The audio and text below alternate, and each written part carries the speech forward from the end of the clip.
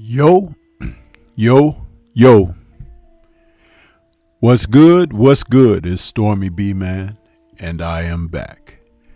Welcoming you to the Friday Night Chop Session with Stormybman for this Friday, May 26, 2023. And this is number 203 in the series of Chop Sessions, and we're calling this one Boxing in 2023 From Here to Where, meaning exactly where are we headed in the sport of boxing. We've had some good matchups come together in this early quarter of the year with the promise of more to come as we move into the second quarter of the year. And I have to tell you that it's exciting. It is exciting. So, welcome everybody out there. Appreciate you coming into the building to enjoy this Friday night chop session with me. Man, it is nothing like watching footage of Muhammad Ali, isn't it? The man was so graceful. Smooth as butter and silk, huh? On his toes, combinations flowed.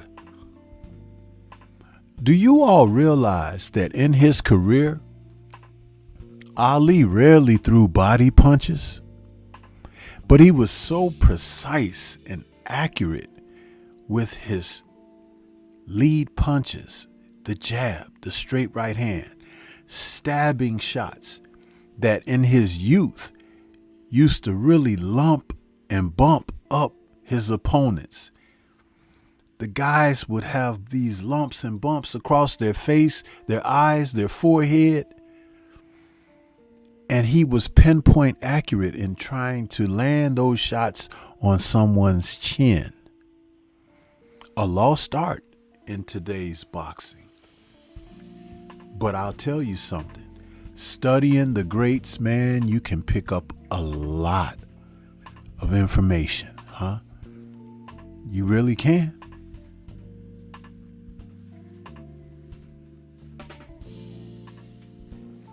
So, we are here to talk a little boxing this evening.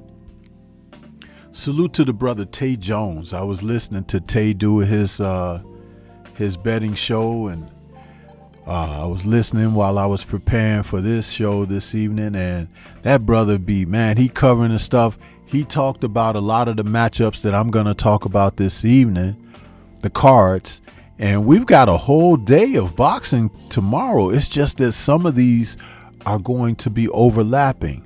Now, one of them at least will be in the evening, but for the most part, they are going to overlap in the afternoon through DAZN, ESPN Plus, and Sky Sports, and then later in the evening back to DAZN again. So I'm telling you, you're gonna have your pick of the litter, huh? When you go into the sport this evening. So, and we'll talk about those a little bit.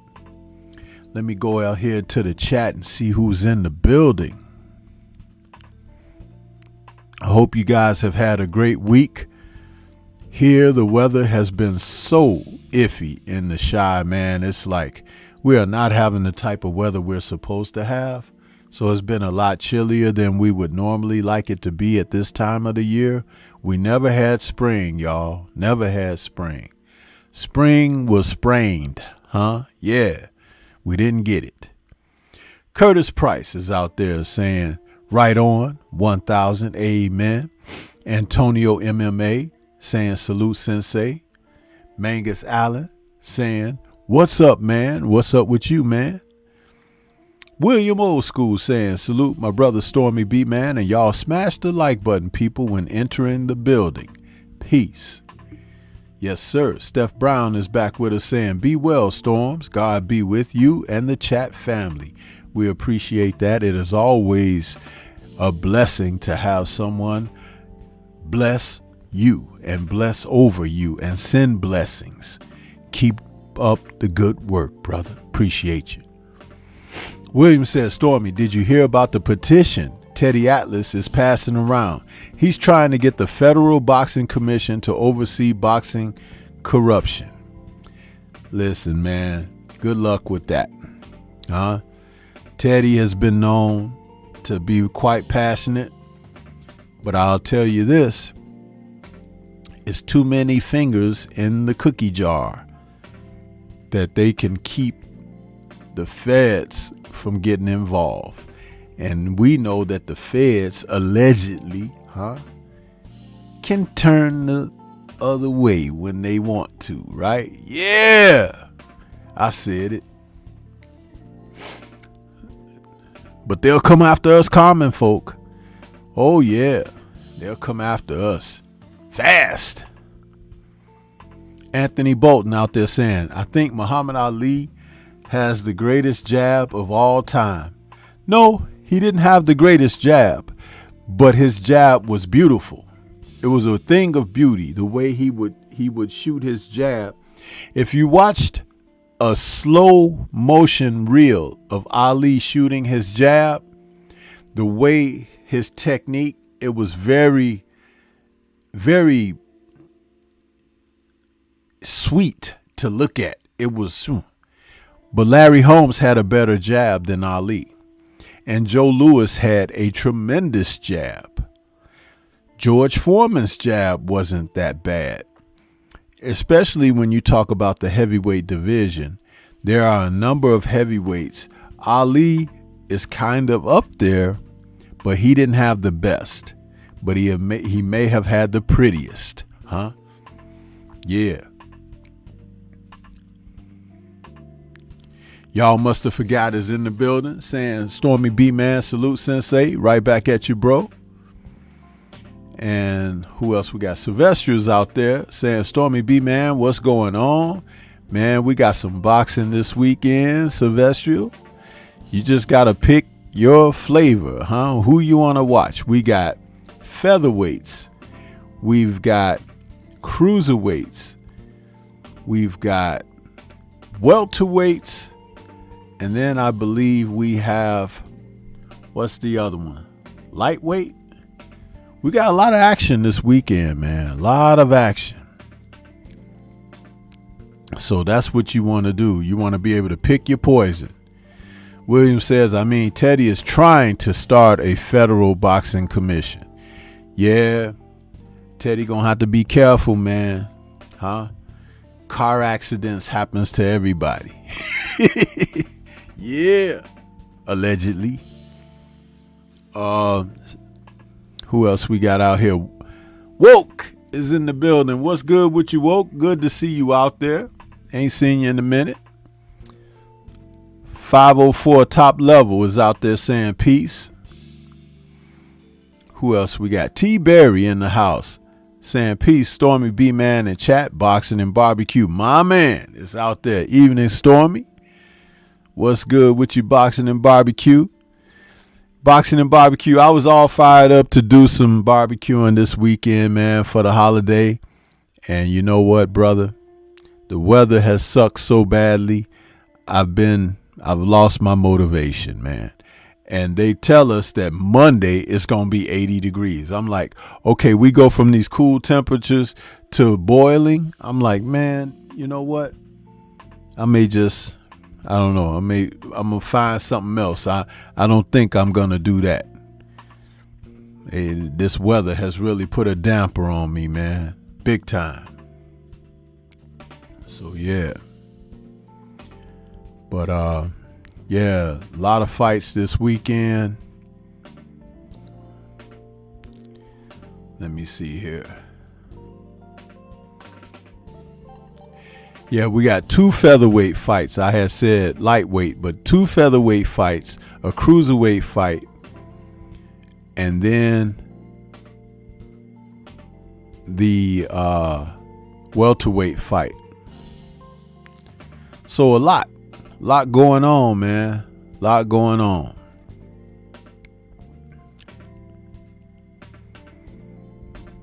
Yeah, buddy. Yeah, boxing and barbecue. When the weather gets iffy like it is, it takes a lot. See, because in the Chi, being cool here is like very cold for y'all other places, right? Because we're talking temperatures of the 50s and stuff like that. And then it goes like one day it's 50 degrees and the next day it's 80. Man, that's not fun, huh?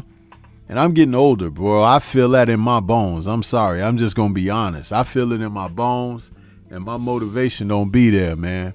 Because that 50 is cool and damp, huh? It's damp. Garbage, man.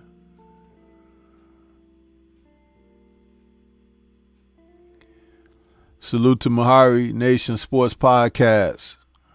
I see you out there.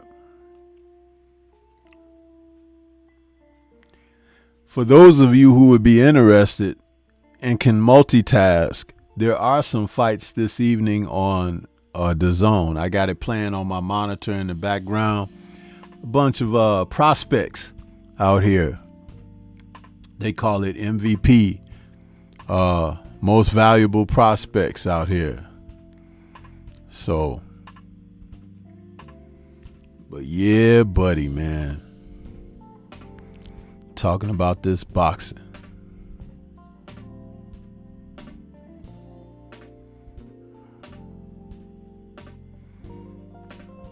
Let's see what I can get. Pull some things up on my screen in a minute.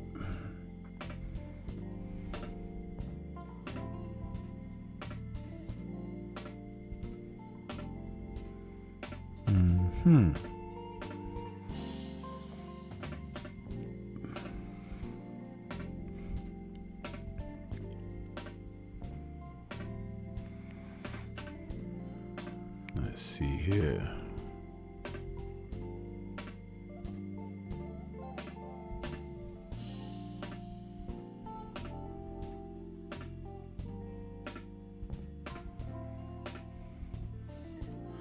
Life is so funny, man. Just when you think certain things aren't gonna go your way or whatever, there's like a break in the clouds. Some light shines through. It's funny.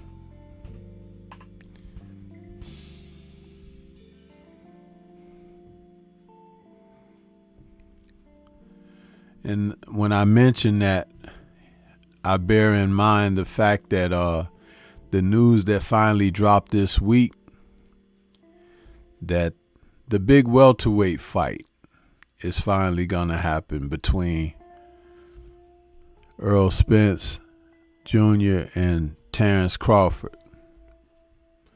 They're finally gonna get it on after 5 years of dilly-dallying around and messing around with different sides of the street and everything. And I'm like, you know what, man? Y'all done made it to where Stormy really don't care no more. I really don't. But I'm sure I'll be able to enjoy the rest of the content creators as they talk about these guys, because that's what they're going to do. They're going to talk about them and be doing their picks and having panels and everything about this, man. But I'm just like, I just want it to be over. I feel the same way about this that I felt about Tank and Ryan Garcia. Can't wait for it to be over, man. Cause this is what they do to you when they dry you out, huh? After so long. I'm supposed to do backflips and everything because these two finally have decided that they're gonna fight. No, I ain't doing no damn backflips, huh? I'll flip the channel on their ass, huh? Because I could go into the archives and watch me some real legends of the ring, huh? And it didn't take them 5 years to come together either, huh? They got in there and mixed it up 2, 3, 4 times in some instances. These guys are working on their first fight together. Supposedly negotiated a deal for a rematch, possibly, that needs to be met before the end of the year. They ain't fought twice in a couple of years. So is that asking too much to ask these two to get in the ring for a second time before the end of the year? Really? Shit.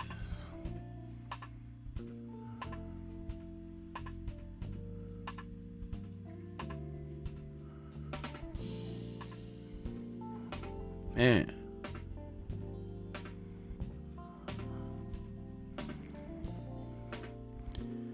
So yeah, we're gonna talk about this boxing tonight, man.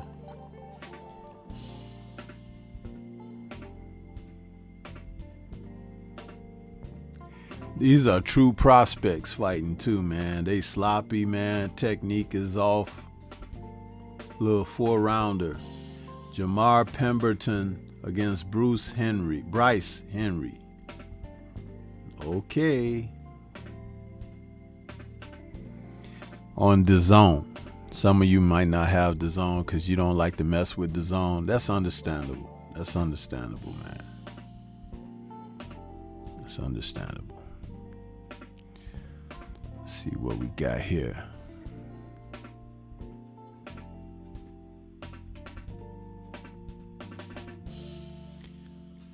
Let's see if we can go into a little bit of boxing news.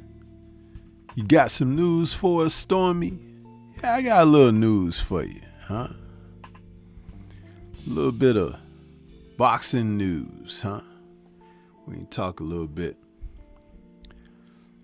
There's always some stuff going down. Sometimes what we want to go down ain't going down, though.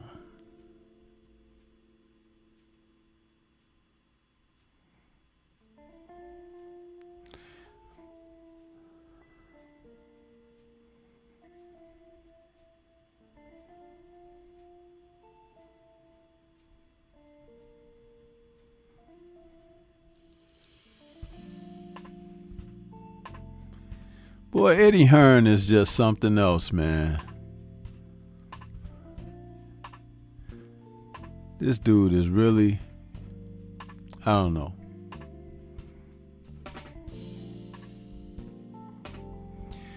But in boxing news, let's start off with a little controversy, okay?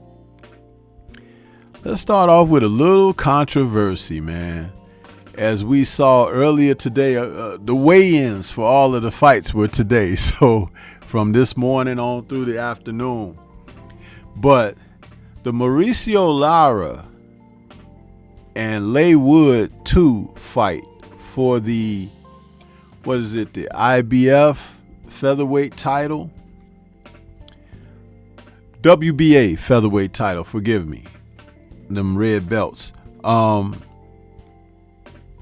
Lara missed weight, man. 4 pounds overweight. So he entering as the champion can't defend the title. He can lose he's lost the title already. He's been stripped. Now, Leigh Wood can win the title on the scales with the victory. But if Lara is victorious, he only wins the fight, but he's done as far as being the WBA featherweight champion. Now, it's just another black eye on the sport when you have a world champion who misses weight by 4 pounds. 4 pounds, people. Now, Wood could have chosen to not take the fight, but of course he wants his get back. But I don't know if I know of a time when I've seen this so frequently. Fighters losing their titles on the scales and looking at it like, it's no biggie. Where is the professionalism? Where's the dedication? If you are no longer at that weight, move up.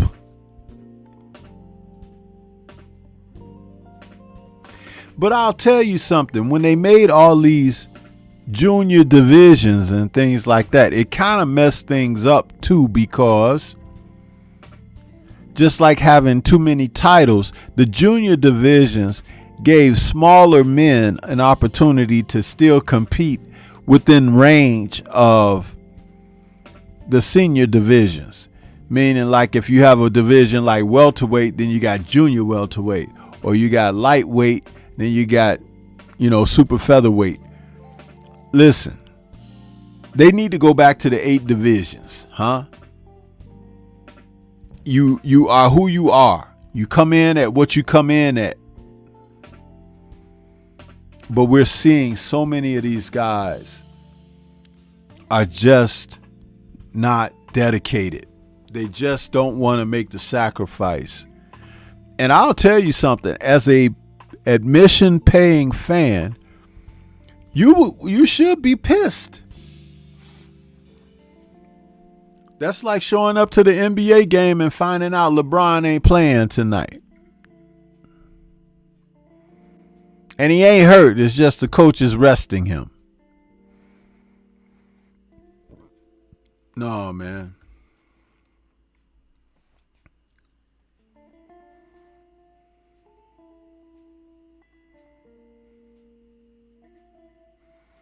William says, my friends who I go in with to buy fights told me they are done with the BS from Bud and Spence. So now I might not be able to see the fight. Shaking my head.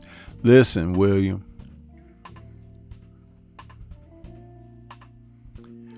I understand that you may want to see the fight, but I feel like they feel. I'm just being honest, man. I don't care.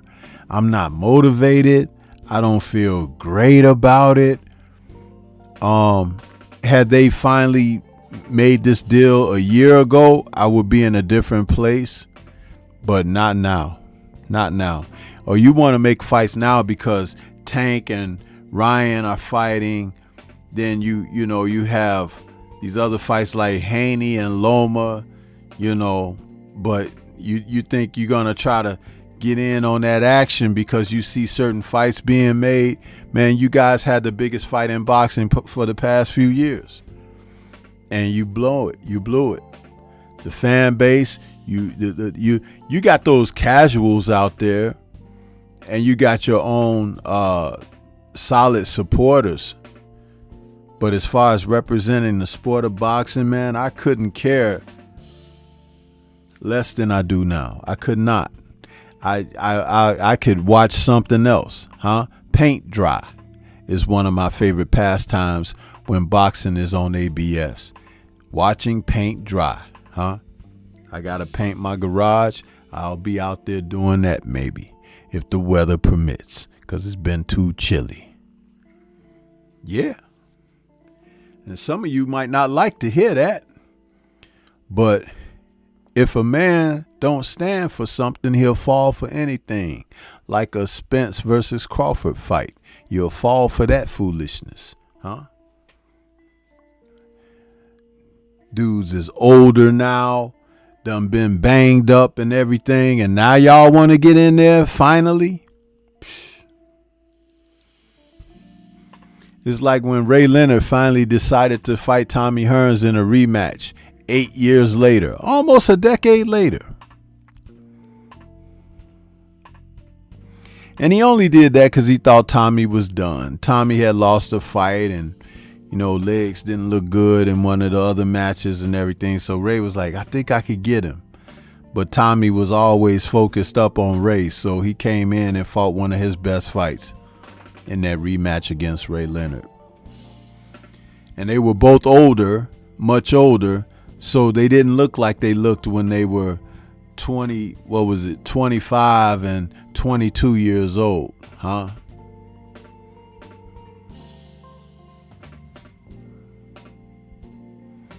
Curtis Price says, Stormybman, I was just watching Scrapbook Boxing. The fighters in the past had 100 and something fights and 13 losses and still fought each other like real champions. Absolutely, man.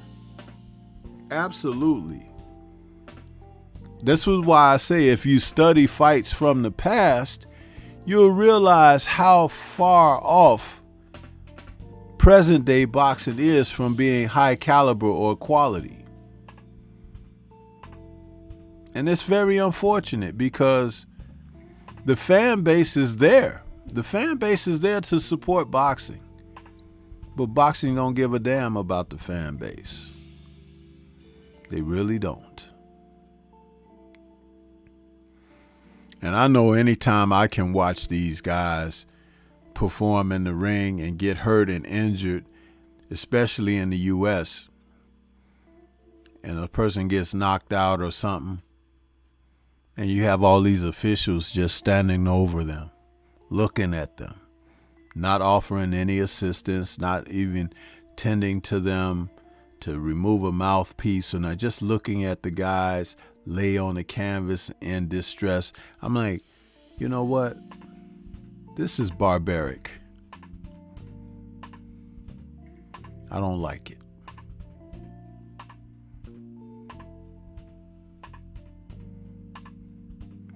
Learn is in the building. What's good? What you learn?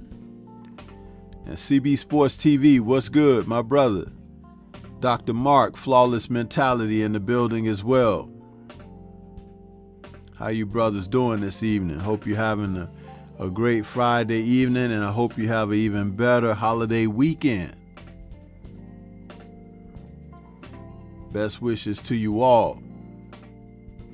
Champion Heart in the building saying salute to Sensei Stormy and my brothers and sisters in the chat. Salute to you as well.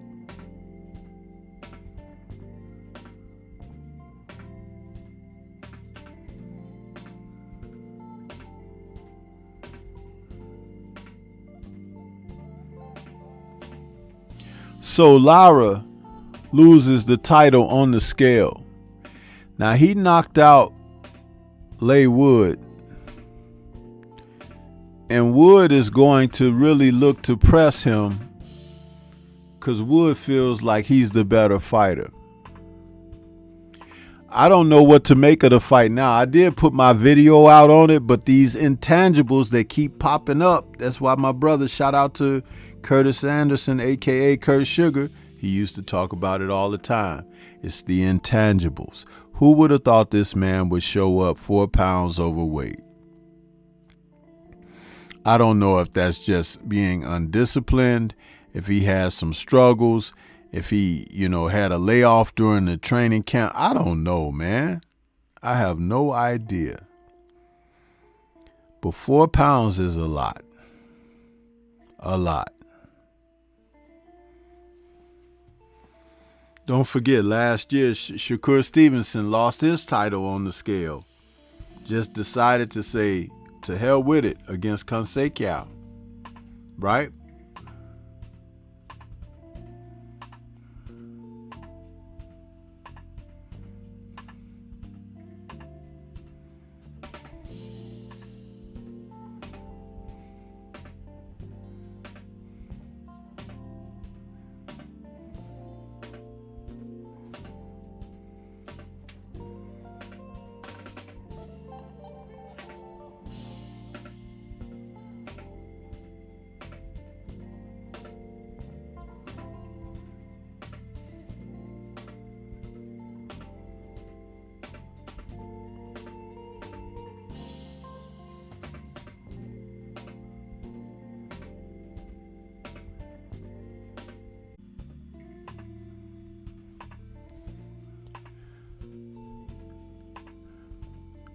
Salute to Gnarly Ray out there in that Cash App. He says for salute. I appreciate that. Gnarly Ray.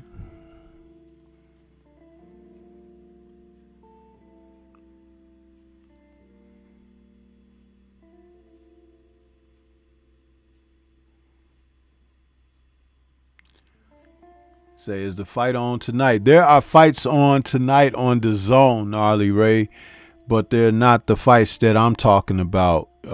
Everything I'm talking about this evening is on tomorrow. The fights that are on the Zone tonight are a bunch of young guys who are like prospects. Bunch of young men. I don't even know. Tay Jones might know these guys, but I don't know them.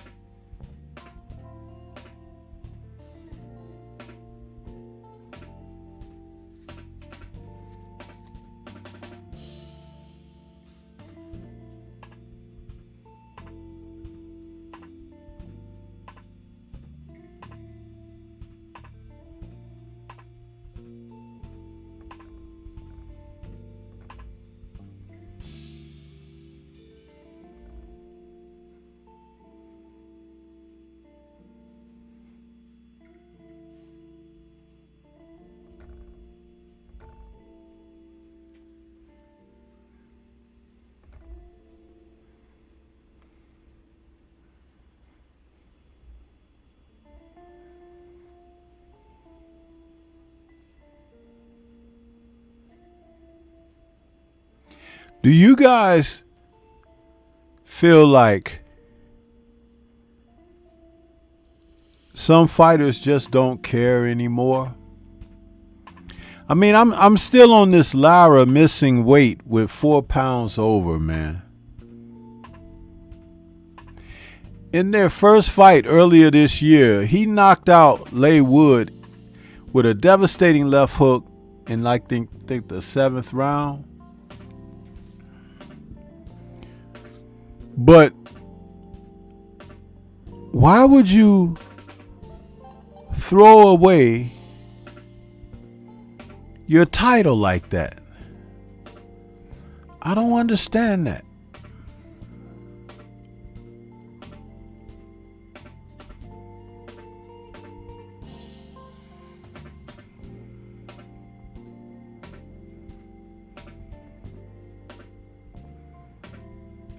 I just don't understand.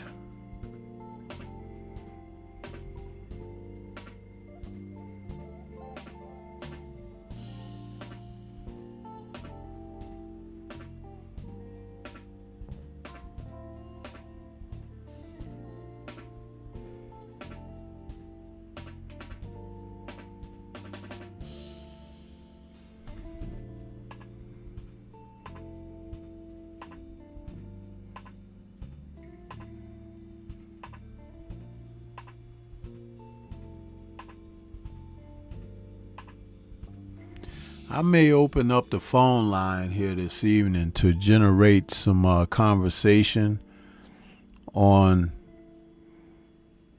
the sport.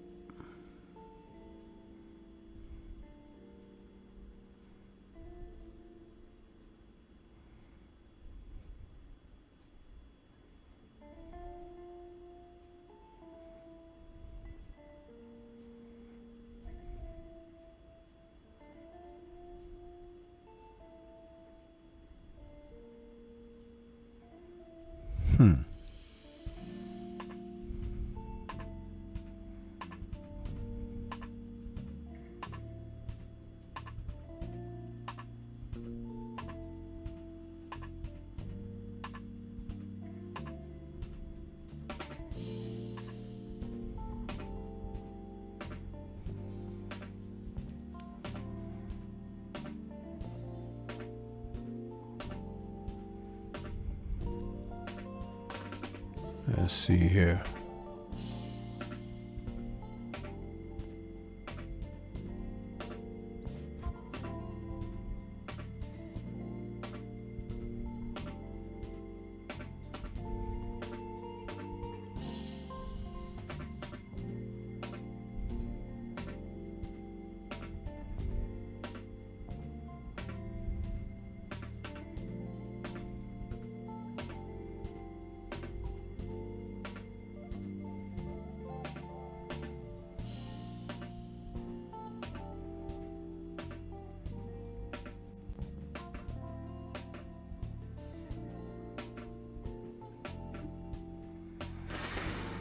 Oh boy. Let's see if we can do this.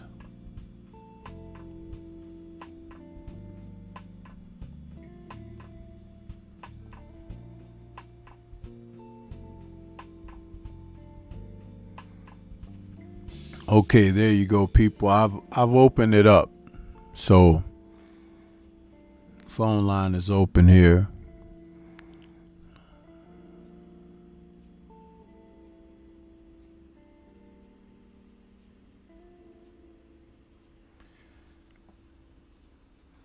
And then we also have this situation where Clarissa Shields is now going to be facing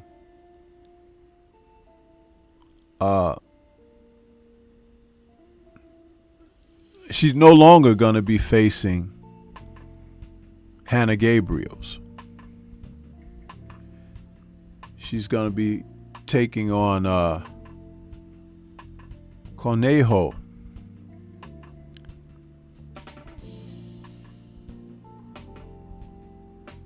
Maricela Cornejo.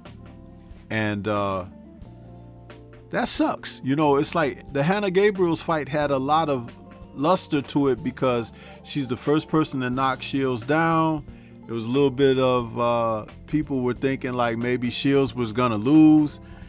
She won unanimously, but it was still an opportunity for Clarissa to get her back, you know. It's I don't know, man. People popping dirty, people missing weight. I mean, the ethics of boxing is just in the doggone dumpster, bro.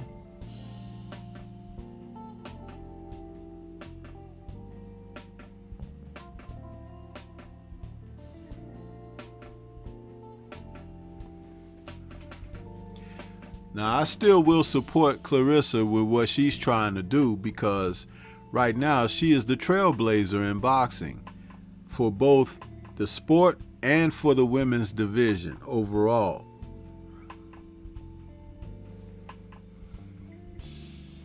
She's inspired so many of these women to up their game. It's incredible.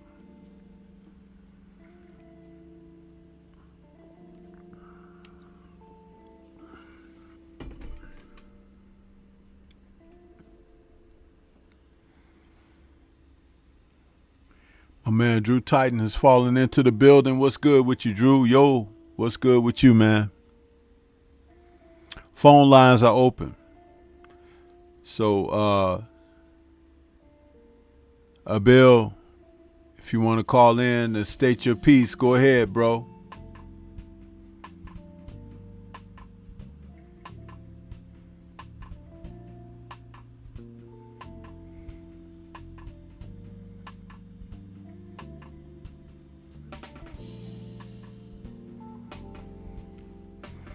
This Maricela Cornejo, though, she's pretty good, but she did drop in her own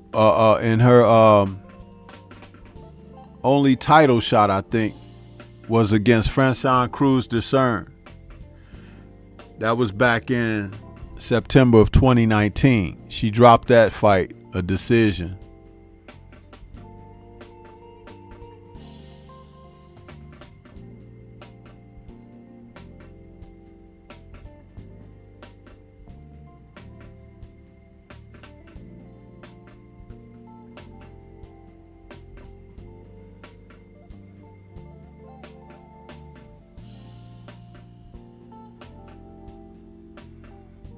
They got some heavyweights now, guys.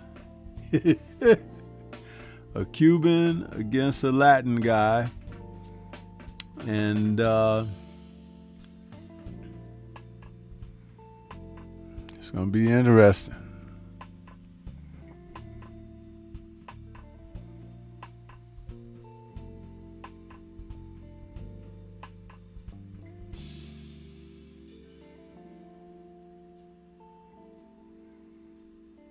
Oh.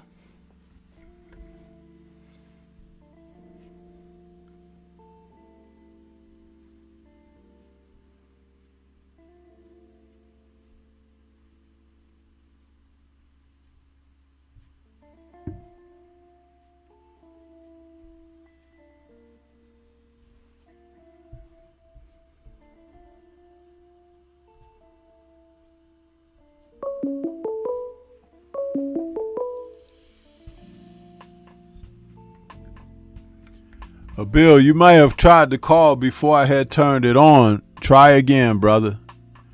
Try again. That was just me testing it out.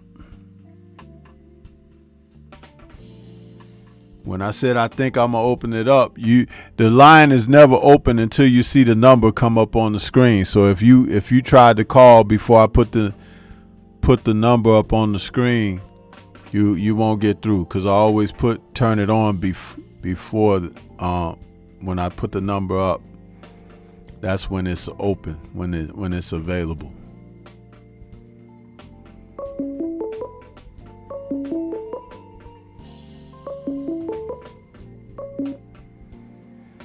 Okay.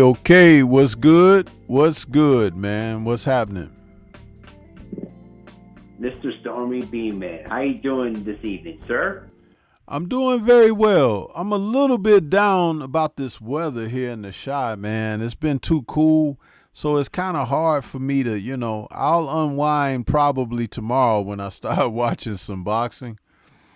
That's why I might sound a little sluggish this evening, because it's like this up and down temperature we've been dealing with all week, man.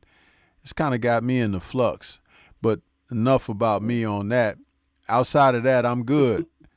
Appreciate your call, man. What's on your mind? What's on your mind? Yes, sir. And just a little quick note, the Minnesota weather has actually been pretty nice. It's been getting 70, mid-70s, early 80s weather. It's been really nice and breezy. We've been kicking it back, chilling, man. It's actually looking like spring out there. Well, count your blessings, because we ain't had none of that. I'll tell you when we had some of that. We had some of that in March, believe it or not. It came very early. We had like 2 weeks of that, and then it got cool again, and it's been cool every doggone since. We might have had 1 or 2 warm days in between, but it's like, dude, not a week's worth, not several days worth. I'm talking about today and then maybe a week from now. It's been crazy, bro. I don't know what's happening with the weather here. Yeah. I'm telling you, man, it's global warming. It's coming. Something. Yeah. But anyway, though, I wanted to speak my piece about, how I still feel about, the news that is now 48 hours old when the announcement of Spence versus Crawford, where they finally going to decide to fight after waiting 4 years for it. And you probably heard about this when I said this on BFTV's live stream.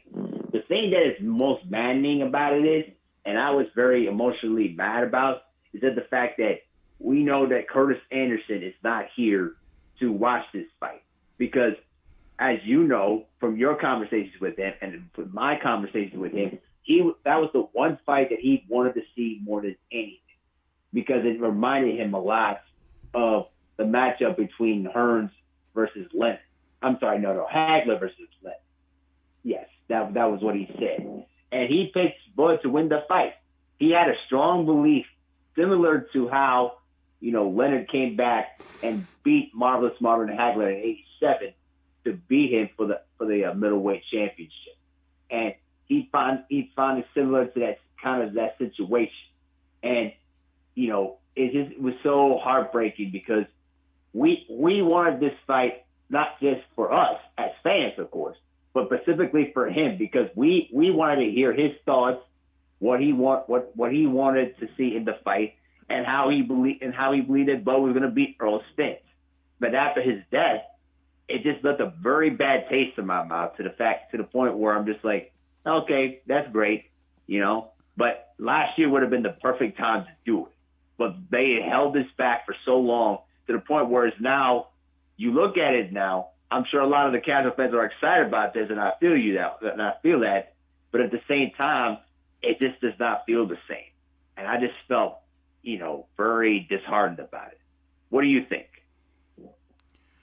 Well, they've taken all of the excitement out of their personal matchup away from me by the foolishness that we've dealt with over this past year.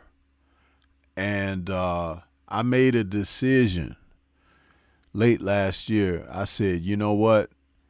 I said, come December, the fight ain't going to happen at Christmas time. So I knew it was not going to happen in 2022. I said, I'm done. For all the boxing that I talk about and cover on my channel, if you notice, I don't talk about these two men. I don't. The only reason I'm talking about them right now is because of the announcement that they finally signed and it's on and everything. But I have absolutely zero enthusiasm about it. I feel like it's spoiled milk. Yeah. Right. Past the expiration date, because both men are 4 years older. They've suffered in a different way, that the erosion of abilities and talents and all of that is there. Some people may not see it in certain guys, and some people may see it or don't want to see it, but it's true. Both of these men, and I'll let you answer this question. How old is Crawford now? I would say, my guess, I'm not sure specifically, I would say 36. Yeah, I will tell you how old he is. I have the box rec pulled up right here in front of me. They're saying he's 35. Now, so I'm 1 year old. Let me tell you this. As a welterweight, that's old. I agree. That's old. Now, Spence is 33. Do you know that Marvin Hagler was 32 when he fought Sugar Ray Leonard? I did, yes. And he had like 60 fights. So Earl ain't had 60 fights, but he had that car accident.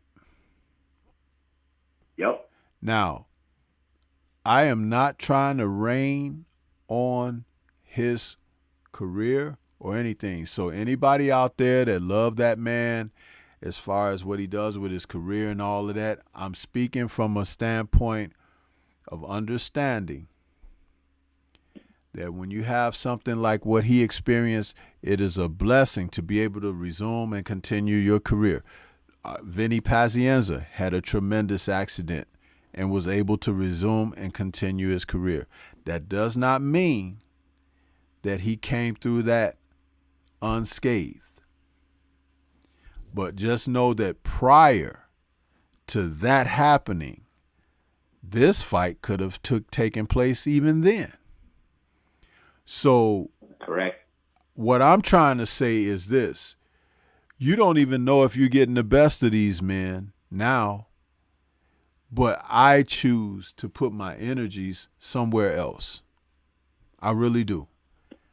And people might not like that or whatever, but just like you choose to put an extra piece of fat back on your plate, I might add a little more greens or kale or something to mine. I'm trying to do something in a different way, not for nobody to follow my lead, but for myself, because This is why you've heard me say my favorite fighter was Evander Holyfield, who retired years ago. Shouldn't have came back in that recent fight where he tried to have that exhibition. That was all foolishness. But he fought way longer than he was supposed to or should have. But after that, I said I was not going to adopt favorite fighters anymore because I saw a shift in how fighters were approaching the sport, approaching fights, and as far as how they were handling themselves in and out of the ring. So it was a conscious decision I made. That's why I say when I talk about these guys now, it's with no attachments. And with no attachments, I can speak clear-minded. Like, I could be wrong or in certain assessments or whatever. However, I am not wrong when I'm telling you you're not giving me these guys when they were at their best. I am not wrong when I say that. See, that's the difference in having objective thinking. Mm-hmm. Tank Davis and Ryan Garcia just fought. They fought prime. They did. Even though Ryan wasn't as advanced as he needed to be to face a Tank Davis, he still fought him.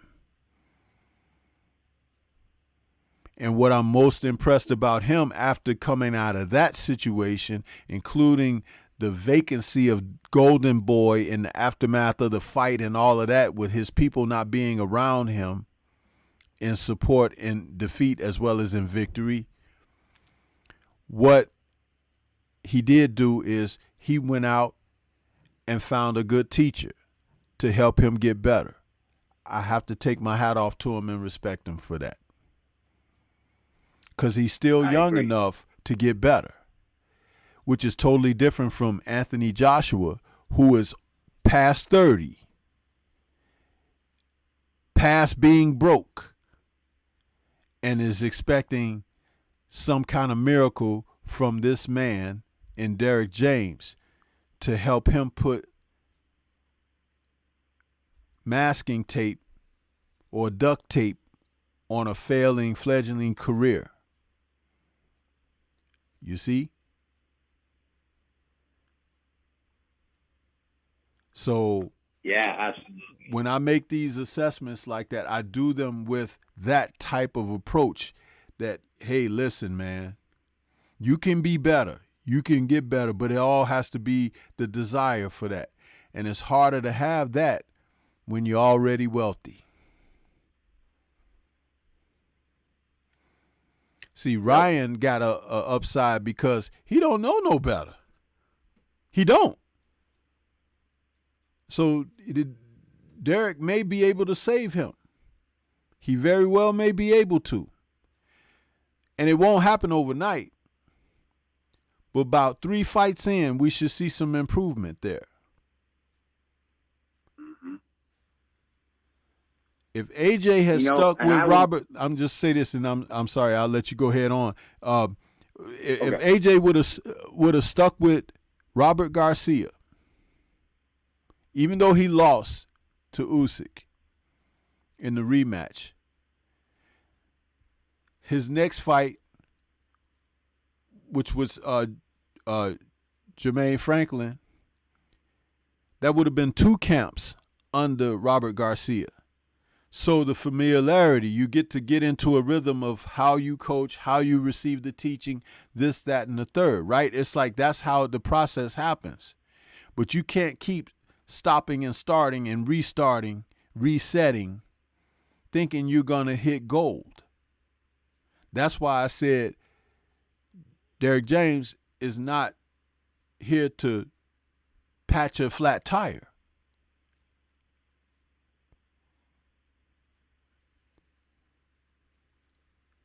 So it's you know these people, and the first thing when someone struggles a bit or whatever, somebody will call out. This is how you know people don't know nothing about boxing. He's like, "Oh, he need a new trainer." Most of the trainers out there are shit. To be perfectly honest with you, So just because someone has difficulty doesn't mean necessarily that a new trainer is needed. If you got hit on the chin and got knocked out, maybe you need to learn how to get your head off the center line or something, or get better defensively, or get better with movement or something like that. It's like, it's not always the guy that is teaching you in the gym. It's not always that. But when I say most of them, I'm speaking from the landscape of assessing what I'm seeing in performances out there. I was just speaking about Mauricio Lara coming in 4 pounds overweight. That's ridiculous. And they just fought a few months ago. So he must have been celebrating too much. Mm-hmm. But go ahead, bro. You were going to say some things. Go ahead. Yeah, definitely. So, when you brought up the point about bringing in new trainers, you remember the name Chad Dawson? Remember that name? Yes. Let me tell you something. I actually recently went back and looked at his box rec, and I found out that throughout his career, this man had over, 13 different trainers throughout his entire career. Yeah. Think about this. Think about that for a moment. 13 different trainers. And it just felt like this guy was just too ignorant and too stubborn to really change how he fought, or just change his demeanor and learning how to work with the trainer. And anytime I hear people will say, "Oh, this man needs to get a different trainer. Oh, you need another person in." Let me tell you something. Not every trainer is going to be a success for you. You just have to. What you have to do is find the trainer that's going to help you, or find the right chemistry of a trainer to help you be at your best. But at the same time, it's like every time that a fighter loses or doesn't perform the way a fan's expectation is, they try to blame the trainer instead of looking at the fighter himself and recognizing, no, you got to change something in your fighting style or change your demeanor, because what you've been doing, you think it's been successful for that long, but sooner or later, the ring will catch up with you and your opponents will start thinking you out. And that's what I felt about that, with when it comes to Anthony Joshua, because if he was just better off staying with Robert McCracken instead of just switching trainers to Robert Garcia and now Derek James. Because I feel now at this point in his career, he is who he is. There's nothing much that Derek James could change in his fighting style. It's just like Anthony Joshua is trying to prove that he's a superior chess player type of a boxer instead of being a physical, rough heavyweight that utilizes his size. And he just, I don't know. That's what I kind of feel about that. I hope you understand why I'm using Chad Johnson for that particular reason for many fans, because Chad Johnson was a guy, he was a multi-time champion and very gifted athletically, but his demeanor and mentality just prevented him from what he could have been. Is what I'm saying. Listen, man, Oscar De La Hoya had a number of trainers too. And this goes to show the point I'm going to make about having a good trainer and having someone who has talent and ability. The number of trainers that Oscar De La Hoya have off the top of my head, Robert Alcazar, Jesus Rivero, Emmanuel Stewart, Gil Clancy, and Floyd Mayweather Sr. But Alcazar did a great job with him and was with him from like the early 90s on until 2000.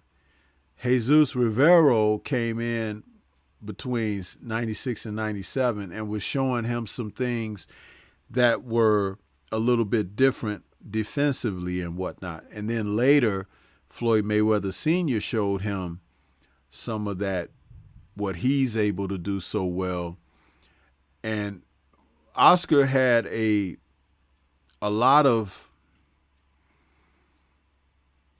talented men showing him some things, but he had talent to begin with, which is why, like, when I talk about Derek James working with Ryan Garcia, he's still young enough that he can get some good teaching from Mr. James. But where I'm going about Oscar is this. Sometimes Oscar changed when it didn't need to be any change.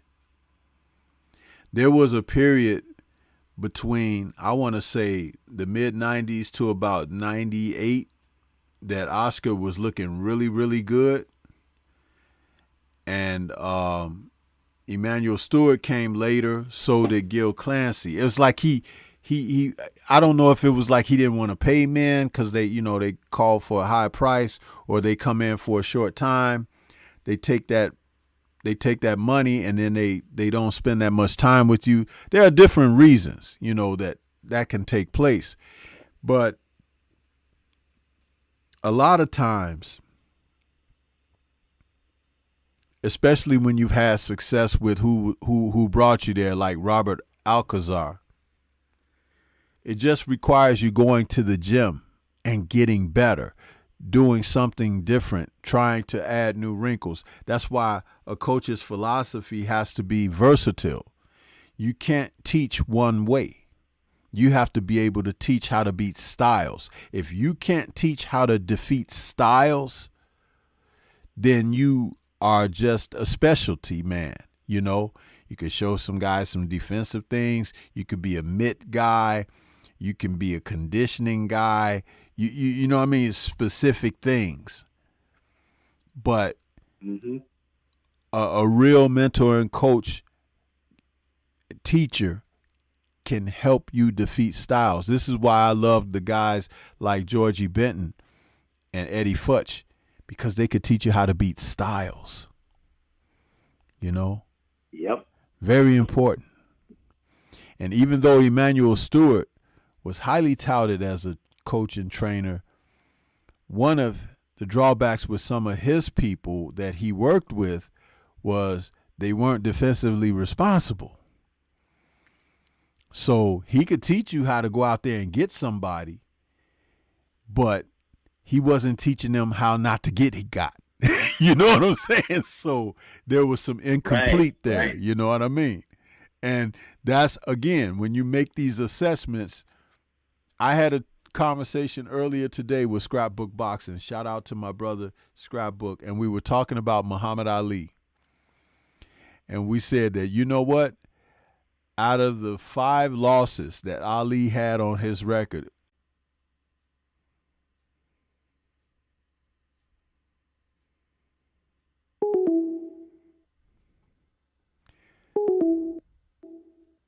hey, Abel, call back, man. They interrupted my stream again. Call back. Just call back.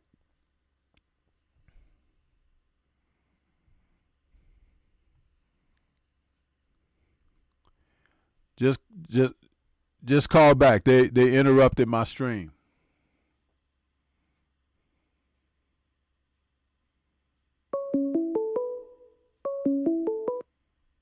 Yellow. There I am. Yeah. They interrupted my stream again. That's what that was. But I'm sorry. What I was saying before we got disconnected, I said out of the 5 fighters that Ali lost to in his career, with the exception of Trevor Berbick, they were all trained by Eddie Futch. How about that? There you go. Now, yep. And the men who defeated him were different types of fighters with different styles. You had Joe Frazier, you had Ken Norton, you had Leon Spinks and Larry Holmes. All 4 of those guys were trained by Eddie Futch at some point in their career. That's impressive, because Ali is considered what? The GOAT. Right. But tell you a little quick story about Ali. He was at one of the conventions, and this was way before Eddie Futch had passed away, but it was after Ali was retired. He was in retirement. And he walks over to Eddie Futch and he shakes his hand. He said, you always gave me trouble. Yeah. Yeah. And listen, it's a fact, bro. Because like, remember, Evander Holyfield, the 2 losses that he had against Riddick Bowe, who was the trainer at that time. Yeah, Eddie Futch. There you go. You see what I'm saying? And that's when you know somebody know what they're doing, huh? That's when you know someone knows what they're doing, because Eddie could teach you how to beat Styles. That's completeness right there. Styles. Do you hear people say this? And shout out to my brother Blue Blood Sports TV, because I've heard him say this a number of times. They say things like, that style is all wrong for so-and-so, right? But listen, if you're a fighter, you're going to fight styles that are uncomfortable. You're not, it's not laid before you for styles to be convenient for you to defeat. What's the whole purpose in life if you don't learn how to overcome? Right. So the purpose and goal should be to get better, to advance, to be able to make adjustments and solve problems.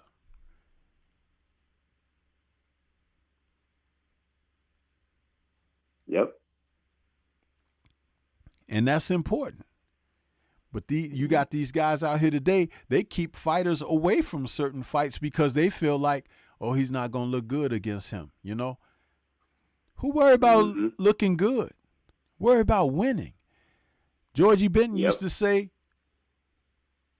win this one, look good the next time. Well, again, it just goes to show that the lack of coaching, the lack of intelligence in boxing is at a low point now. It's just, with the exception of Derek James, who's the best in today's boxing, you know, the quality of trainers these days are low. No, he's not just the only one. He's not. You heard me speak about Robert Garcia a moment ago. Oh, yeah. Listen, Robert Garcia, with what he's doing out of his gym, dude, he's churning out some beast, okay? And that's great. When you have a sage who can teach people, it don't matter how tall you are, how small you are, how strong you are, how weak you are. If they can add something to what you do and make you an individual who can stand out, that's called fortifying. And that's what makes the difference out here. A lot of guys can't do that. James and Garcia are 2. But there's not a lot. There is not. Now, there are some who are pretty good at specifics. Remember, a specialist.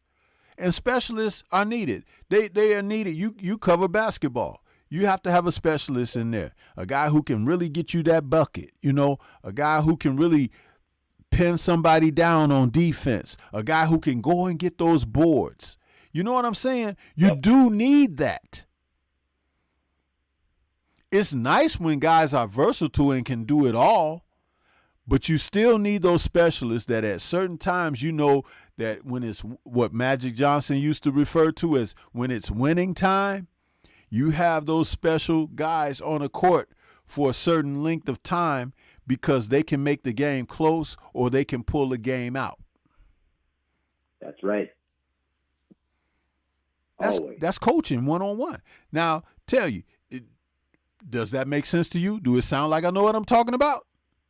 Because absolutely, it's a principle across the board. And guess what? That applies to life, Abil. It applies to life. It's not just on sports, but it's in life. Now look at how many people are failing in life. Think about that for a moment. That's why I'm motivated now to do coaching basketball and teaching the youth the intangibles of sports and how to use those life intangibles to succeed in life. We don't have that, and we don't have enough of those in our society.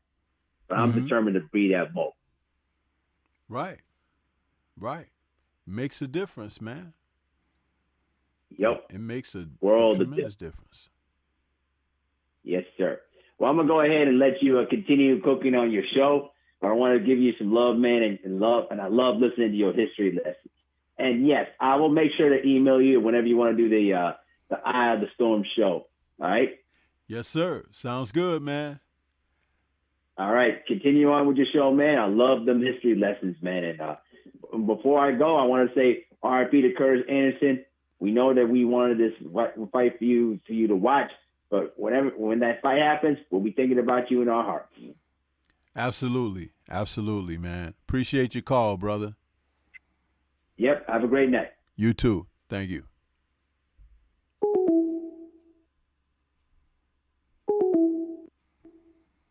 Oh, yeah.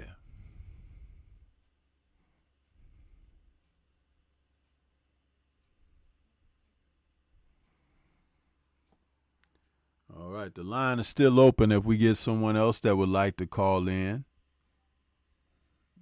You know, that's what it's all about, though.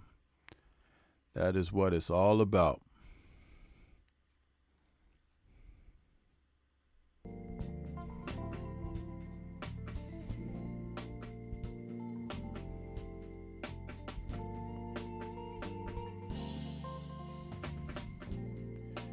Another fight that's going to be covered this weekend is Lawrence Okolie versus Chris Billum-Smith. Now, Chris Billum-Smith and Okolie, they are cruiserweights, and this is for the WBO Cruiserweight Championship, which is currently in the possession of Lawrence Okolie, who's nicknamed The Sauce. The brother's 6'5", thin and reedy, has a long reach of 82 inches and a big right hand that's reminiscent of Deontay Wilder, but at cruiserweight. So Chris Billum-Smith is a guy that's 6'3". These two men have trained together for years in the same gym under Shane McGuigan over in the UK. But Okolie has since branched out over the past couple of years, and I think he's being trained by Sugar Hill now. So they're going to face each other under all types of familiarity with one another come tomorrow. So that's going to be an interesting fight. They'll be fighting in the UK, and Billum-Smith is bringing the audience. People are going to be supporting him because he's just got that hometown support like that. But it's going to be interesting because they are so familiar with one another. These two men have sparred many rounds in the ring with one another. So if you listen to the brother Tay Jones stream from earlier, he gave you a breakdown on what the odds should be with this fight. But Billum, who reminds me of a young John Cena, he looks like John Cena to me. But he's going to go in there, and he and McGuigan feel like they've got what it's going to take to get to Okolie. Now, Okolie's last fight, he looked pretty much like the Mummy in there when he was just wrapping up his opponent and clinching and holding and stuff like that. I was like, oh my goodness, man, this is too much. Salute to Curtis Latson, who just subscribed to the channel. Curtis, greetings to you, and we appreciate your subscription. Welcome to the Stormybman family, bro. And enjoy the content. Enjoy.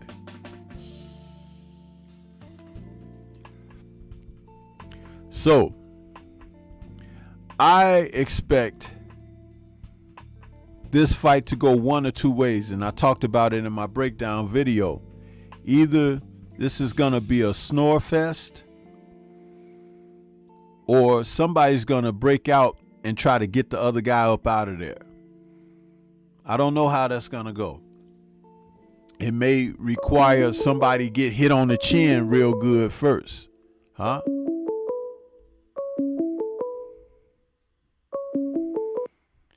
Okay, we got 504 in the building. Who's calling? What's on your mind? What's good, Stormybman, man? It's William. Hey, William, what's happening, bro? Not much. Decided to call in. Well, welcome, man. How them ribs doing, bro? They're getting better. Yeah. At least now I can breathe without feeling like somebody's punching the hell out of me. Yeah. Yeah, I know it's tough. Just a little, even just a little cough, and especially when I climb, I got to climb a long ways up, and by the time I hit the top, it kills me. Yeah. Yeah, man. How long did they tell you you're going to deal with that discomfort? How long did they tell you? Because I don't know anything about rib injuries. They told me about 3 or 4 weeks, which is it's right about there now. Okay. And I am starting to feel better. At least now I'm climbing and I don't feel like I'm going to die by the time I hit the top. You know? Yeah. Well, I wish you a strong, speedy recovery, man. I know it hasn't been speedy, but quicker than it needs to be for you, bro. Because I know that's discomfort. Yes, sir. And at the age that we are, you know, mending is even more difficult. Yep, nothing heals fast with us. Yeah. You know, we want our fighters to get paid, right? Uh-huh. But I have but looking at the way things are in boxing today, money seems to have spoiled these guys. Once they get to the top to where they're making good money, they stop fighting. Yeah. Back in the old days, them guys fought for little or nothing. Right. You know? Right. I mean, if you go, I was listening to, what's his name? Tim Witherspoon. Yes. Talking about some of the purses he got. And I was thinking to myself, my God, put yourself through all that, and that's all you were making back. And back then, like you got $500,000, that was a lot of money back then. I mean, $500,000 is almost like $2 million now, you know? Right. But back then, that was a good purse for them guys. I mean, a lot of guys fought for $10,000, $20,000. Some less than that. Yes. But the guys today, they get to the point where they're making big money, and the fights stop. Then they start worrying about their O. Oh, I can't lose my O. God forbid I lose my O. My career's over if I lose my O. And it's like, come on, man. Look, we watched Ali lose. He got better. You know, he lost to Frazier. He went, got his get back, and got better. Listen, when Ali lost to Frazier, a lot of people don't know this story. They were leaving the ring and walking through the corridors of Madison Square Garden, and one of the press journalists yelled at Ali, "Hey, Ali, I bet you don't want to go through that no more." And he stopped and turned around and told that journalist, he said, "Oh, how wrong you are." He said, "Give me 6 months and I'll be back. I shall return." That's what he said. Right. And the thing about it was, you know, because people were waiting for Ali to lose. They really were. Because, you know, even with the 3.5 year layoff, he hadn't lost, you know. So that first fight with Frazier was his first loss. And also the first time he had been, you know, in a situation in a championship fight like that where he was dropped, you know. And I know he went down against Henry Cooper, but that was a different type of situation. But with the Frazier fight, that added to the drama of the fight because that was in the last round, and Ali was on the canvas for about 3 seconds. You think about that for a moment, getting knocked flat on your butt with your feet up in the air but you're up before the ref can count to 3. Man, Right. that's something else. And late in the fight, of a grueling, brutal fight like they had. You know, some Right. guys would take a moment and gather themselves or lay there for a moment. Ali got right up. Got right up. Exactly. But You couldn't even, I'm going to tell you right now, probably 95% of the fighters today couldn't even begin to go 15 rounds. oh man. Their cardio was terrible. I mean, Now, yeah, half there's of a them few don't that have run, really bro. good- Half of them don't even run. Yeah, I know. Look, a lot of, don't get me wrong, there are a couple with damn good cardio, and I won't take nothing away from them. But I guarantee you the percentage has got to be 90 to 95 with bad cardio. Punch placement is terrible. Accuracy today is terrible. Yeah, there's a few that have good accuracy, but most of them, no accuracy. Yep. It's like they're throwing at the wind half the time. Yeah. And that all stems from lack of dedication. They're just not dedicating themselves like the fighters back in the day, they fought so many times a year that they were constantly getting better. That's why the sport was so good back then, because the fighters were that good back then. Today, these guys don't fight enough to. They could not begin to get in the ring with them old timers. If prime versus prime, you know. Listen, I gave an The old example. timers would eat them alive. Listen, I gave an example earlier in this show when I was questioning Mauricio Lara being 4 pounds overweight for his featherweight title. They just fought a few months ago. He and Lee Wood. So you mean this wasn't like one of those situations where they faced off, many months later. This is like, hold on, let me try to pull this up real quick because I want to get the dates correct. Right. I'll pull this up.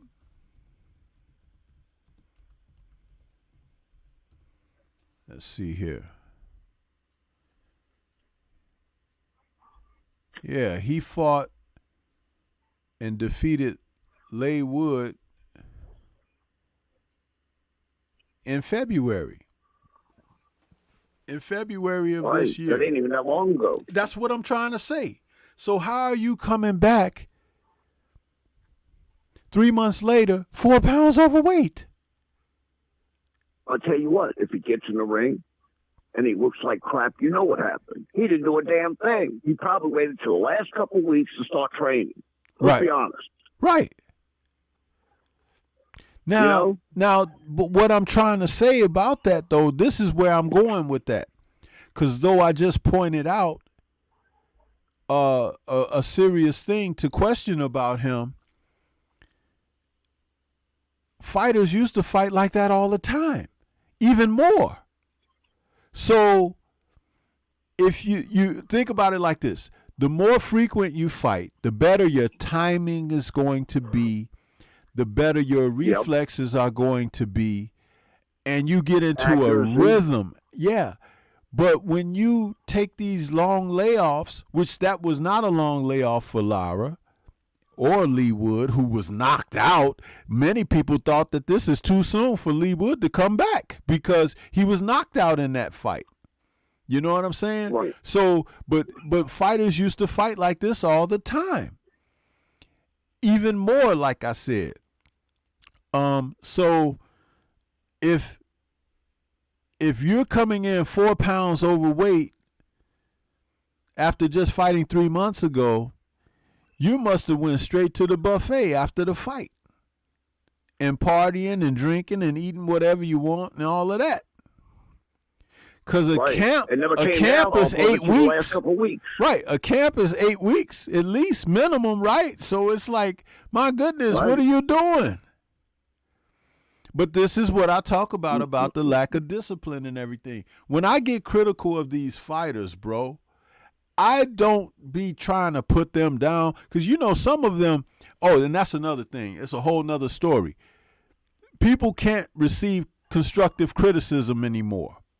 This is such a sensitive society. If you say something, then you're a hater. You see, they label you as a hater.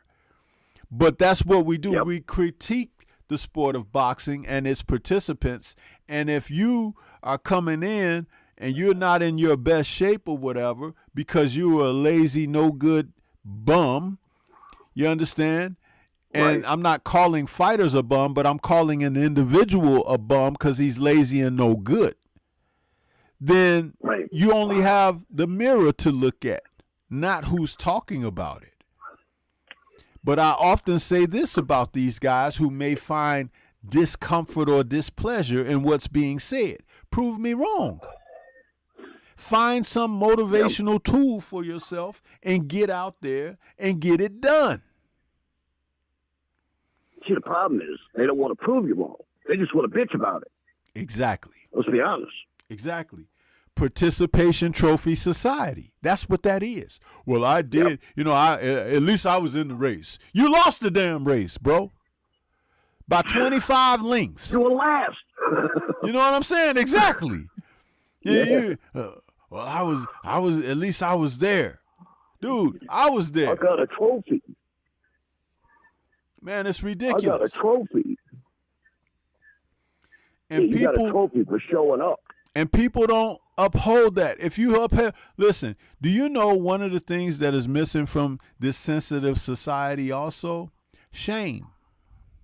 Embarrassment. Oh, yeah. Do you notice how now, William, that nobody's ever embarrassed anymore or never ashamed of anything? You got no shame. And also, let's not forget, it goes back to that movie, too. You can't handle the truth. They can't. Nobody can anymore. You put the facts in their face, I mean, right under their nose, and they will swear that you're still wrong. You say something that they don't like, and they want to cancel you. They want to cancel you. Yeah, they want to get rid of you. It's like erase you. It's like, no, this is a fact. You stink. You ain't washed your ass. So I'm going to tell you, you stink. But you want to cancel me because I said you stink. We should cancel you because you don't wash your ass. You understand? It's like you got it on backwards, bro. Have you ever, and I'd asked somebody this once on one of my live streams, you ever asked somebody to put their shoes on the wrong foot? The left shoe on the right foot and the right shoe on the left foot and walk around like that all damn day and see do them dogs be howling when you get home at the end of the day. Right. You know what I'm saying? Yep. And what that is discomfort. What that is something's wrong. I need to change or fix something. But if you're walking around in life with your shoes on the wrong feet, but you don't care, and the pain, you ignoring it, it's just irritating me. Why don't you do something about it? Like take the damn shoes off and put them on the right feet. But you trying to stand out. Yep. I'm different. You're not different. You're just dumb. Yep. Well, the other night when I was watching, what's his name, Andrew Maloney. Yes. I'm watching him, and I'm watching this kid. He's uppercut after uppercut after uppercut, and I'm screaming at the TV, get an idea. What are you doing? Block the damn thing. Do something. And he kept eating it and eating it and eating it. And I'm like, I'm watching the corner when he goes in there, and I'm like, tell this dude something. And it never stopped. Then they let this poor kid go out. They should have never let that boy leave the corner.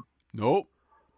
And he gets knocked cold, and just like you said, everybody is standing around looking. Don't pull his mouthpiece out.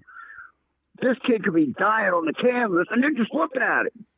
Dude, it was Finally, one of the Stitch worst comes over. displays. It was one of the worst displays. I'm telling you. Go ahead. I'm sorry. Go ahead. And finally, Stitch has to push people out of the way to get in there with ice because nobody else was doing a damn thing. I was like, oh my God, this poor kid. And you know, I haven't heard anything about his condition. No. Typically, like if he were over in the UK, they may say something about him on the UK channels, but I haven't heard anything on his update on his status. But you're right. He needs to stay out of the ring for at least a year. After that knockout, he needs to stay out of the ring for at least a year and let his brain recoup if he's still going to fight after this. That was a terrible knockout. That kid should have never been out there for that last round. My son thought I was crazy. I'm standing there screaming at the TV, you know? Yeah. I did the same thing. I'm sitting there watching it live, and I'm like, why are they just standing over him, looking at him? And take the mouthpiece out so you can open up the airway, because he was unconscious. Yeah. He was out cold. Dude, do you realize? Hell, he was cold as soon as that punch hit him. 2 to 3 minutes. He was cold before he ever hit the canvas. 2 to 3 minutes of no oxygen to the brain, and you could have brain damage, bro. I don't know what they were thinking. I'll keep going back to the corner. Didn't the corner teach this kid how to change what he was doing? I mean, there was no change in anything. He just kept going at the same thing over and over, and there was nothing different. Nothing. Well, see, this is how you know. This kid's been boxing for a while. How does he not know how to change things up? This is how you know that the training, and I said it just before your call because I was talking to Abil on the last call. I said most of these trainers ain't crap because, listen, the teaching happens in the gym. So you can't just be putting guys in there to spar and to beat up on each other. You have to be teaching while you're in there. You have to be giving instructions of what's to be done and what's not to be done. I've watched guys release sparring footage of guys just banging each other. No instructions being shouted, none of that. And I'm like, right. That's interesting. It's like, because you're fighting in the gym, but you ain't getting paid for it, and you're getting damaged. Even though you have on headgear and bigger gloves, it's still damage. Absolutely. These people are dumb. They really are. I have to agree with you. There's a lot of things in boxing needs to change. We need new refs. We need refs that know what the hell they're looking at. I mean, like that other guy called the fight on Barroso, or Basol, whatever his name is, that fought Rolly. Yeah. This guy calls the fight off. Now, Tony Weeks. What? Right. Wasn't he responsible for another fight where the fighter literally got something happened to the fighter? He had a brain aneurysm or something. Well, I don't know Weeks' history. Like, I know he's been around a long time, but I didn't start really studying these referees' performance until the past, 3 years. This past 3 years, I've been looking at these referees a lot closer. But I do know that he let the fight with Otto Wallin and Tyson Fury go on when Tyson Fury was bleeding over his eye like he got shot in his skull, and he let that fight go on. His blue shirt had turned pink. It was so much blood on him when he was refereeing that fight. Go back and watch it. Otto Wallin and Tyson Fury. It was on ESPN. And the cut over Fury's eye was a lot like the one over Vitaly Klitschko's eye when he fought Lennox Lewis. And they stopped that fight. because his damn eyeball was going to be Right. hanging out of his head. Well, Tyson Fury was bleeding like a stuck pig himself, but they let that fight go on because Tyson Fury has people behind him, corrupted people, Exactly. and they let that go on. And to be honest You know with the you, they big name frozen was Otto behind him. Wallin out of the sport ever since then. He was supposed to have a fight over a year ago against Dillian White, and Dillian White pulled out of the fight within 2 weeks of the fight, saying he had a shoulder injury, but then he went right into that fight with Tyson Fury. I mean, come on, man. Otto Wallin deserved better than that, you know? Yep. Hell, Otto Wallin deserved a rematch against Fury, let's be honest. Oh, definitely. And here Fury is digging up another guy nobody ever heard of, Dempsey McKean, for a fight. Are you kidding me? He ain't never fought nobody in the top 10 that wasn't Deontay Wilder or Vladimir Klitschko. Tyson Fury does not fight good fighters. He's fighting guys, you know, that he always go and reach out and grab a guy that nobody heard of. Nobody had heard of Otto Wallin before he fought him, but Otto Wallin just happened to be talented enough to hang in there with him. Fury is not good against little guys, evidently. He's not good, period, bro. He's not good, period. Listen, the guy, no, listen. They try to pass him off as a good boxer, right? But let me say this about him. He's average. He's above average. I'll give him that. No, he's not. Listen, he's always on something. Okay? On something. And that, my friend, is the difference. Whatever substances that they're giving this guy, that's how he makes it to the 12th round. And remember, he ain't knocking people out. He getting assistance. He done fought with compromised gloves, hand wraps.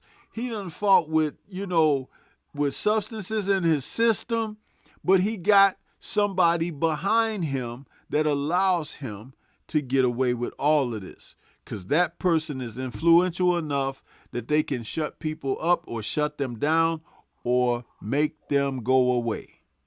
That's true. Look, me and the guys I watch boxing with, we were talking one night, and they said, and everybody brought up the same thing. The way he bounced up in that first Wilder fight in the 12th round, that wasn't right. Nope. I've never seen anybody get to their damn feet and be not staggering, not any of that, fully awake after being out cold and ready to box immediately. That wasn't normal, dude. How about that third fight? After all that knockdown drag out that they had earlier, right? And in the 11th round, he's bouncing up and down like it's the second or third round. But you're 6'7", and you are 270 pounds, and you ain't showing no fatigue? See, D, listen, people try to say D was on something, right? Because he punches so hard or whatever. But D gets fatigued too. Right. He's a normal man. It's normal. What Fury is doing is abnormal. Now, you mentioned that first fight and him getting up from that knockdown in that 12th round. I will mention a fight that ended up very tragically over in the UK, similar circumstances. Gerald McClellan against Nigel Benn.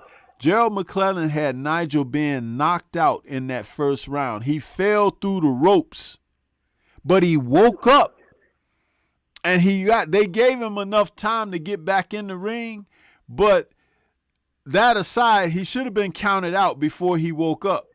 But he woke up and went on to finish fighting like nothing had happened. Nigel Benn was on something, bro. And I'm going to tell you something. This is what I think. They have a substance that can bring you back. It's something equivalent to an adrenaline shot. Like if you go into the ER under this serious distress, they give you an adrenaline shot. It's like it wakes you back up. Huh? Right. They done found a way And to that's do almost that. what it was like. They done found a way to do that for boxers, man. And I don't know what it's called or whatever, but I know the difference between when somebody is out and they out and somebody has something in their system and they seem to wake up like Michael Myers or something and continue fighting as if nothing happened. No. That's these guys with these designer drugs, and they're able to change a molecule here and there so it doesn't get caught on the VADA testing or whatever, but they're doing these things, man, and helping these people get beyond. You look at Dillian White. You know damn good. Huh? You know damn good and well Fury's got the big money behind him because he's got Daniel Kinahan, and Daniel Kinahan could probably get his chemist to make anything Fury needs. Let's be honest. Listen, I ain't got nothing else to say on that. This is like, you know what? But I can tell you this. There's people doing some stuff. And I'm telling you, it ain't natural, bro. I've seen footage out there where they've got like these super soldiers, right? Men who are like giants working for special force militaries. I don't know if you have seen that footage, but it's footage out there. They're in combat sequences and everything, and it's been filmed. They got these guys out there like giants. And dude, they could take gunfire and everything. It's like, what the hell? Where they do that at? Now, we go to the movies and get entertained by watching Captain America on the Marvel and stuff. That's entertainment. But they got some real life stuff out there, man, that they can put in people and make them go out there like that and be like I say, a super soldier or something. What's up? Yep. That's crazy. All right, Stormy, I just wanted to call in, bro. Hey, man, it's good hearing from you, man. I'm glad you called in. I appreciate you, bro. Big time. No problem, bro. I'll go back to the chat and I'll talk to you later. Okay, have a good one. Peace. Peace.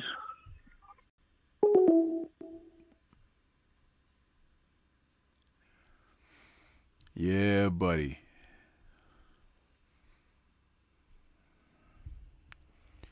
Man, there's one other fight for this weekend that I wanted to talk about.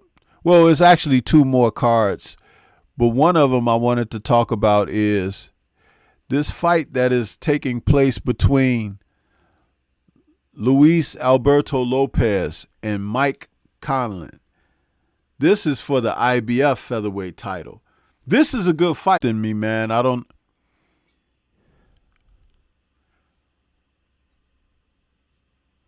Okay, we back. They keep interrupting me. I don't know why they keep doing that. But anyway, Mike Conlan is a good fighter.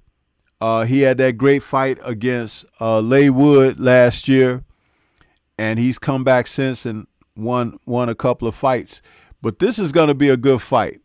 Conlan's a little taller than Lopez, but Lopez is an awkward fighter, kind of like puts you in the mind of a poor man's Prince Nassim with his style, and he can punch with both hands. So he's very awkward, and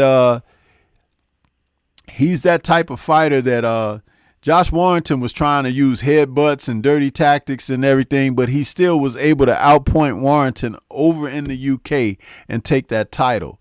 So Mike Conlan and he are going to mix it up. It's a darn good fight, and I would kind of hedge that this is going to be the fight of the night on the fights of tomorrow. This has that type of potential, I think. I really do. So it's a good fight.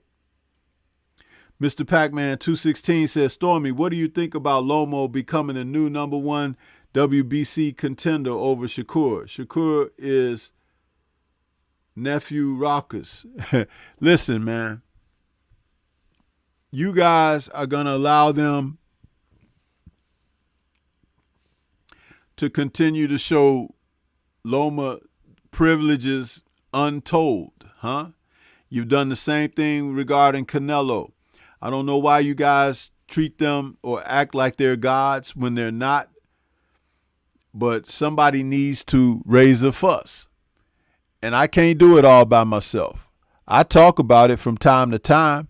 I don't make it my full-time dedication, but I do videos and everything. And you guys, half of y'all don't even watch my videos, bro. I see what the views are, but you're out there following around in the sewers. I talk about it. Huh? I don't care if they make Loma #1 contender over all of the belt, all of the sanctioning bodies. I don't care. Why should I? Devin got him once, he could get him again.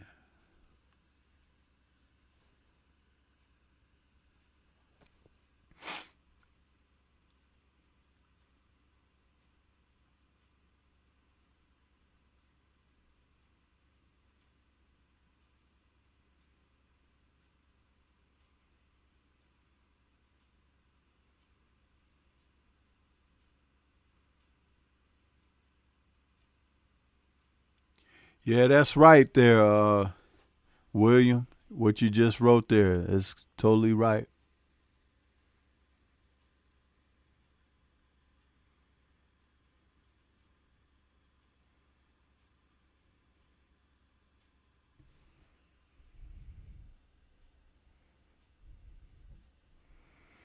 I forgot to turn my music back on after the phone call.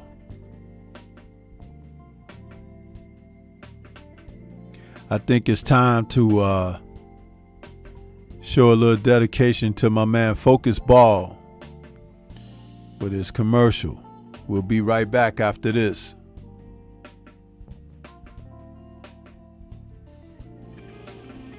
Get ready to take your striking game to the next level with the Focus Ball. Dramatically improved footwork, timing, head movement, hand-eye coordination, reflex, and overall fight IQ. It's lightweight and extremely portable, so you can train every time, everywhere. When you don't have a coach to do mitt work, get a Focus Ball. When you don't have a heavy bag to hit, get a Focus Ball. When you don't have a sparring partner, get yourself a Focus Ball. And when you just want to have fun punching and kicking, get a Focus Ball. When you train with the Focus Ball, you train your eyes and your brain to read punches so that you can hit and not get hit, making this very simple device a must-have for all combat sports athletes and enthusiasts alike. So if you want to take your striking game to the next level, don't wait. Get the Focus Ball now.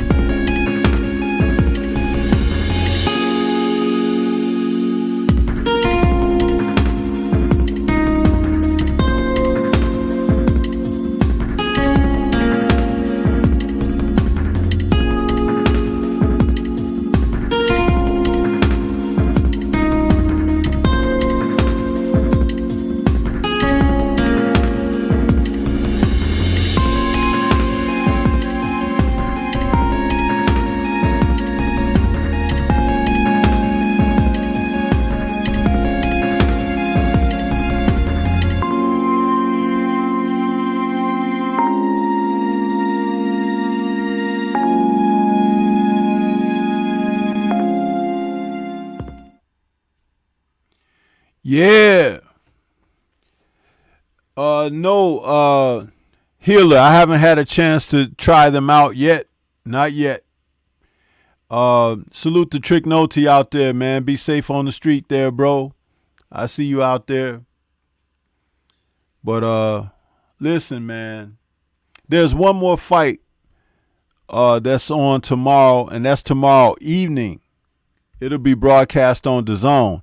That's Alexis Rocha taking on Anthony Young. This is a welterweight fight.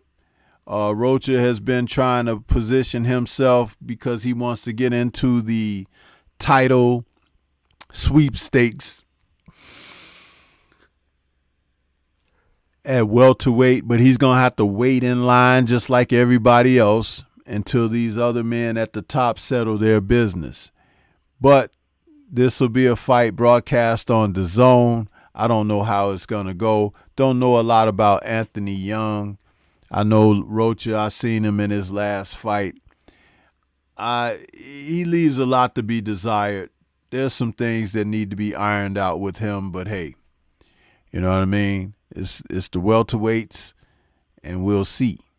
But yeah, that's what's happening, man. That is what's happening. But shoot.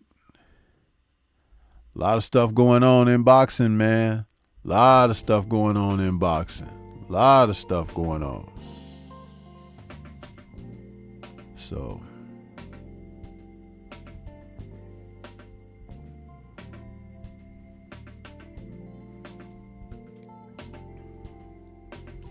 we've been rocking and rolling. This 2 hours has gone by kind of fast. I'm like, my goodness. Once I do like something with the calls and stuff like that, time really flies by, right? Really flies by.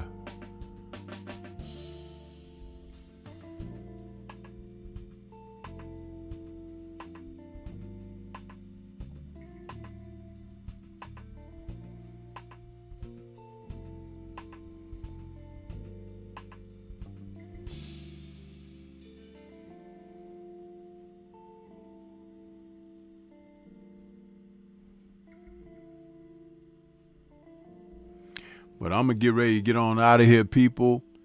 It's been a good one.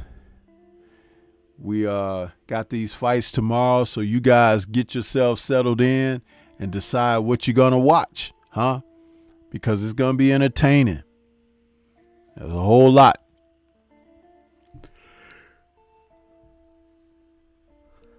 I'm starting to feel a little tired, a little sleepy.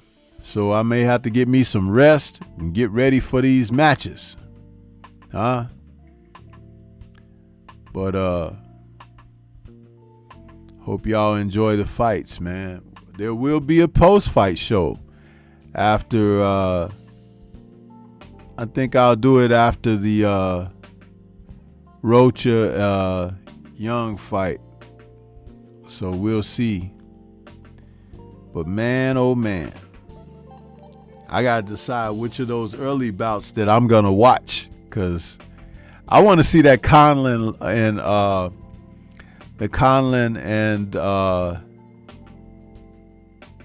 what the hell? I just drew a blank.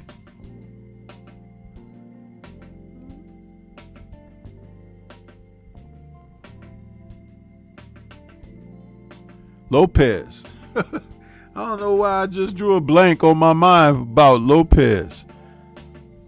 Luis Alberto Lopez. That's going to be a good fight. So you guys keep your eyes peeled for that one. But I'm going to get on up out of here. Peace to you guys. Enjoy your weekend and have a great holiday. And shout out to the mighty LDBC. We up out of here. Catch you guys on the next one.